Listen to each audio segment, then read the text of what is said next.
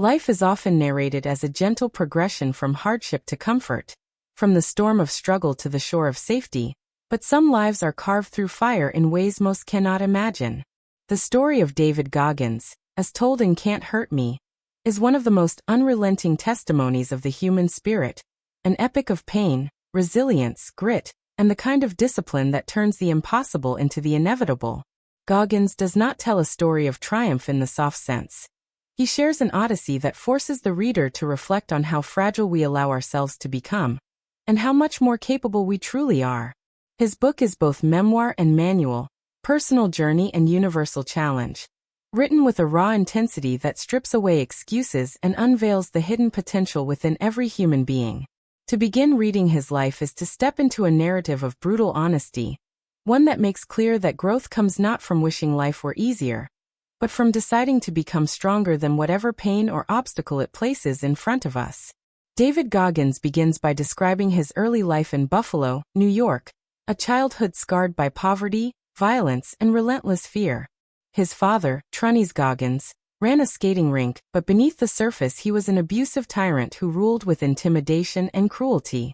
For David and his mother, the house was not a home but a prison of terror. As a young boy, David witnessed his mother being beaten, endured severe physical punishment himself, and lived in constant anxiety. This early trauma became the first furnace of suffering in his life, shaping his view of the world as a place where he had to survive rather than thrive. At school, things were no easier. He struggled academically, was ridiculed by peers, and carried the psychological scars of abuse with him. He was one of the very few black kids in his environment, and racism added yet another weight on his fragile young shoulders. These early years planted seeds of self-doubt, low confidence, and a belief that he was destined for nothing more than failure. Yet, buried under the layers of pain, a small flame remained. Goggins grew up with a fascination for the military, admiring men in uniform and the idea of strength, toughness, and honor. But as he entered adolescence, that dream seemed to fade. By his teenage years he was overweight, insecure, and had developed the habit of hiding from challenges rather than confronting them. His poor performance in school limited his opportunities, and the cycle of doubt seemed unbreakable. Still, something deep inside him resisted the easy path of surrender.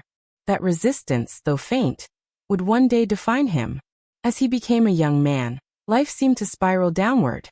Goggins took on jobs that barely sustained him, including working as a pest exterminator, spraying for cockroaches in restaurants and low-income apartments.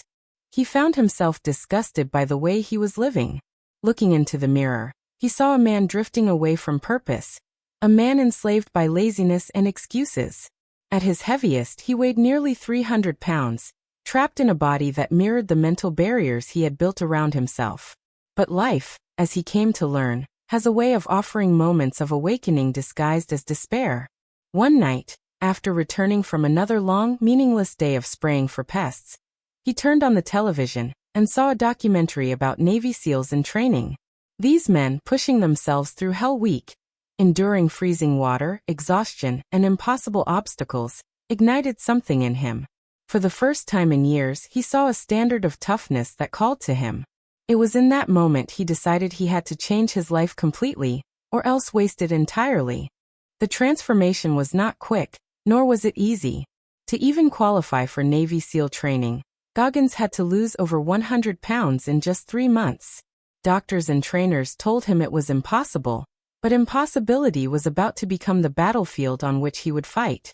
He woke up at 4:30 every morning, running, cycling, swimming, and pushing his body through torturous routines. He put himself on a strict diet, stripped away all excuses, and forced himself into discomfort. He began what he would later call building calluses on the mind, deliberately seeking pain and struggle so that his mental resilience could grow alongside his physical strength. He taught himself to embrace suffering instead of avoiding it, and little by little he saw change.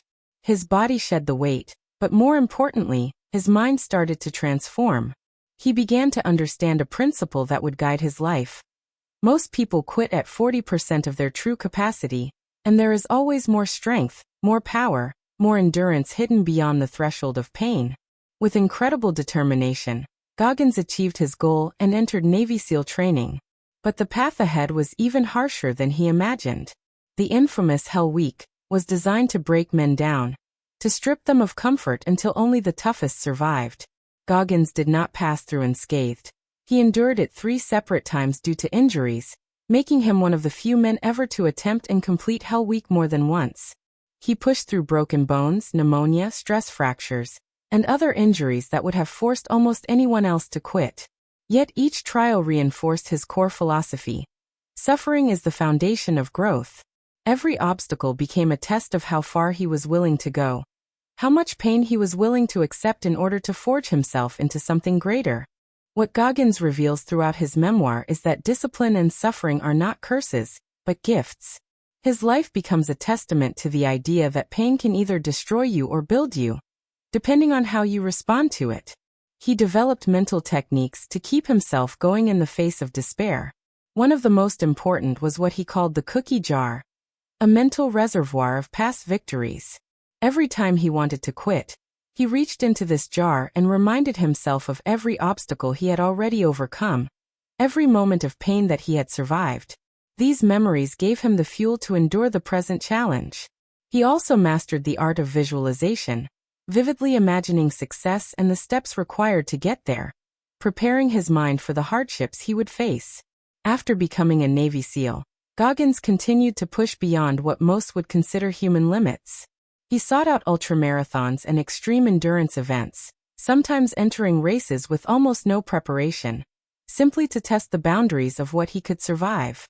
One of his most legendary feats was competing in the Badwater 135, one of the toughest ultramarathons in the world, spanning 135 miles through the searing heat of Death Valley. Despite kidney failure, dehydration, and unimaginable pain, he kept moving forward. Each race, each feat of endurance, was not about medals or recognition, but about proving to himself that the mind is the ultimate weapon, stronger than the body, stronger than fear, stronger than pain. The book does not paint him as a perfect hero. Goggins is brutally honest about his failures, his mistakes, his moments of weakness. He shares the toll that his obsessive drive has taken on his personal relationships, his health, and his sense of balance. But he refuses to soften his story, because the truth is not comfortable. The truth, as he presents it, is that greatness requires sacrifice, and the world will never hand it to you. You must decide over and over, to earn it, to suffer for it, to bleed for it. Throughout the narrative, Goggins challenges readers directly. Each chapter ends with what he calls challenges for the audience, practical steps to push themselves beyond their limits. He insists that anyone can adopt the mindset he forged, that suffering is available to all and growth is waiting for those who are willing to endure it. He emphasizes accountability, urging readers to write down their goals, confront their weaknesses, and strip away the lies they tell themselves. His own accountability mirror, where he forced himself to face his reflection and label every flaw with honesty, became a cornerstone of his growth. As the book unfolds, the story is not just one of physical endurance but of personal reinvention. David Goggins transformed from a traumatized, insecure boy into one of the most elite warriors and endurance athletes in the world. But more than that, he became a man who understood that freedom is found not in avoiding suffering, but in embracing it. By controlling the mind, by choosing discipline over comfort, anyone can achieve more than they believe possible. By the time the reader reaches the end of Can't Hurt Me, the message is clear. Life will always hurt, but pain is not the enemy. The enemy is comfort, weakness, and surrender.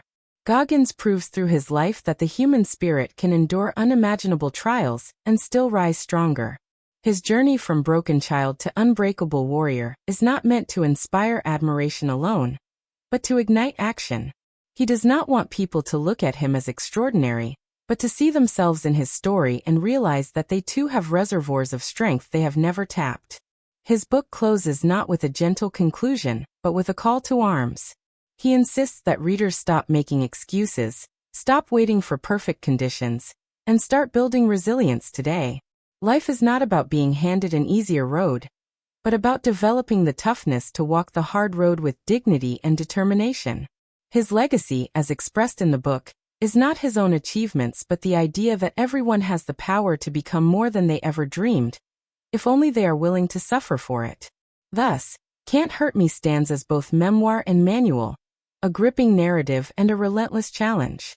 It is a book that strips away illusions, confronts the reader with their own comfort-seeking tendencies, and offers a roadmap for transformation through pain, discipline, and relentless pursuit of greatness. To read it is to confront yourself, to question how much you have left untapped, and to ask whether you will choose comfort or the extraordinary. David Goggins' life proves that pain can be endured, limits can be shattered, and the words "can't hurt me" are not just a defiance of the world but a declaration of personal freedom.